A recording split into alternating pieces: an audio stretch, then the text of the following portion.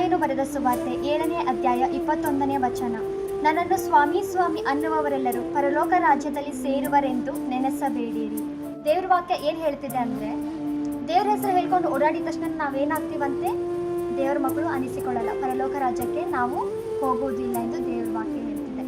ಸ್ವಲ್ಪ ಜನರು ಏನು ಮಾಡ್ತಾರೆ ಅಂದರೆ, ದೇವ್ರನ್ನ ನಂಬಿರ್ತಾರೆ, ಒಳಗಡೆ ಪಾಪಗಳನ್ನು ಮಾಡ್ತಿರ್ತಾರೆ. ಆದರೆ ದೇವ್ರ ಹೆಸರಿನ ನಿಮಿತ್ತವಾಗಿ ಏನು ಮಾಡ್ತಾರೆ, ಮಹತ್ ಕಾರ್ಯಗಳನ್ನು ಮಾಡ್ತಾರೆ, ಬೋಧನೆಗಳನ್ನು ಮಾಡ್ತಾರೆ, ಸಹಾಯಗಳನ್ನು ಮಾಡ್ತಾರೆ. ಅದೆಲ್ಲ ವ್ಯರ್ಥ ಆಗುತ್ತಂತೆ. ಯಾಕಂತಂದರೆ ದೇವ್ರು ಏನು ನೋಡೋನಾಗಿದ್ದಾನೆ, ನಮ್ಮ ಅಂತರಂಗವನ್ನೇ ದೇವರು ನೋಡುವವನಾಗಿದ್ದಾನೆ. ಆತನು ಮೇಲ್ನೋಟವನ್ನು ಎಂದಿಗೂ ನೋಡುವವನಲ್ಲ. ಇಲ್ಲಿ ನಾನು ಮತ್ತು ನನ್ನ ಫ್ರೆಂಡ್ ಮೊನ್ನೆ ಟೆರೆಸಲ್ಲಿ ವಾಕಿಂಗ್ ಮಾಡ್ತಿದ್ವಿ. ಅವಾಗ ನಾವು ದೇವ್ರ ಬಗ್ಗೆ ಚರ್ಚೆ ಮಾಡಬೇಕಾದ್ರೆ ನಾನು ಹೇಳ್ತಿದ್ದೆ, ದೇವ್ರ ವಾಕ್ಯ ಹೀಗೆ ಹೇಳುತ್ತೆ, ಒಳ್ಳೆ ರೀತಿಲೇ ಇರಬೇಕು, ಇಲ್ಲಾಂದರೆ ನಾವೇನಾಗ್ತೀವಿ, ನರ್ಕಕ್ಕೆ ಹೋಗ್ತೀವಿ. ದೇವ್ರ ವಾಕ್ಯಗಳನ್ನ ಕೈಗೊಂಡ ನಂತರ ನಾವೇನಾಗ್ತೀವಿ, ಸ್ವರ್ಗಕ್ಕೆ ಹೋಗ್ತೀವಿ ಅಂತ ಹೇಳಬೇಕಾದ್ರೆ ಅವ್ಳು ಹೇಳಿದ್ರು, ಆ ದೇವ್ರನ್ನ ನಂಬಿದವ್ರೆ ಅಂದರೆ ಯೇಸು ಕ್ರಿಸ್ತನ ನಂಬಿದವ್ರು ತಪ್ಪು ಮಾಡ್ತಾರಲ್ವಾ, ಅದಕ್ಕೇನು ಹೇಳ್ತೀಯ ಅಂತ ಅವ್ಳು ಹೇಳಿದ್ಲು. ಆವಾಗ ನನಗೇನು ಅನ್ನಿಸ್ತು, ಬೇಜಾರಾಯ್ತು. ಯಾಕಂತಂದರೆ ದೇವ್ರ ವಾಕ್ಯಗಳನ್ನು ಕೈಗೊಂಡು ನಡೆದು ಅದನ್ನು ಅರ್ಥ ಮಾಡಿಕೊಂಡು ಅದನ್ನು ಓದಿ ತಿಳ್ಕೊಂಡವರು ಯಾವತ್ತೂ ಆ ತಪ್ಪುಗಳನ್ನು ಮಾಡಲ್ಲ.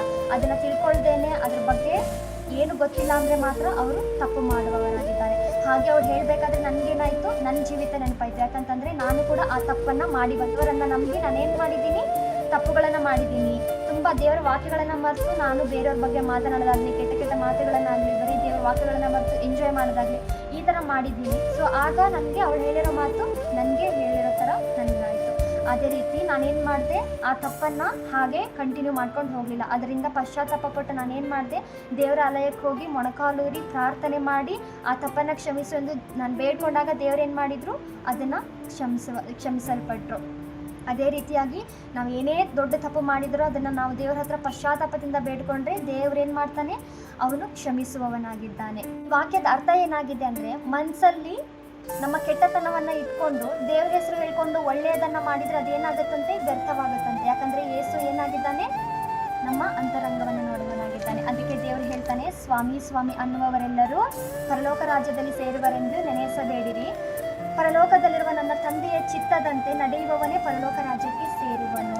ಅಂದರೆ ದೇವರ ವಾಕ್ಯವನ್ನು ಕೈಗೊಂಡು ಅದರ ನಿಮಿತ್ತವಾಗಿ ಚಿಕ್ಕ ಚಿಕ್ಕ ವಿಷಯಗಳಲ್ಲಿ ಕೂಡ ತಪ್ಪು ಮಾಡದೆ ದೇವರ ವಾಕ್ಯಗಳ ಮುಖಾಂತರ ನಾವು ನಡೆದುಕೊಂಡು ಬಂದರೆ ಏನಾಗ್ತೀವಿ, ಪರಲೋಕ ರಾಜ್ಯವನ್ನು ಸೇರುವಂಥವರಾಗಿದ್ದೇವೆ. ಇದು ಈ ದಿನದ ದೇವರ ವಾಕ್ಯವಾಗಿದೆ. ಇದನ್ನು ಕೇಳುವವರು ಕೇಳದೇ ಇರುವವರನ್ನು ಕೂಡ ದೇವರು ಹೆಚ್ಚೆಚ್ಚಾಗಿ ಆಶೀರ್ವದಿಸಲಿ ಎಂದು ನಾನು ಪ್ರಭು ಯೇಸುವಿನ ನಾಮದಲ್ಲಿ ಬೇಡುವವನಾಗಿದ್ದೇನೆ. ಆಮೇಲೆ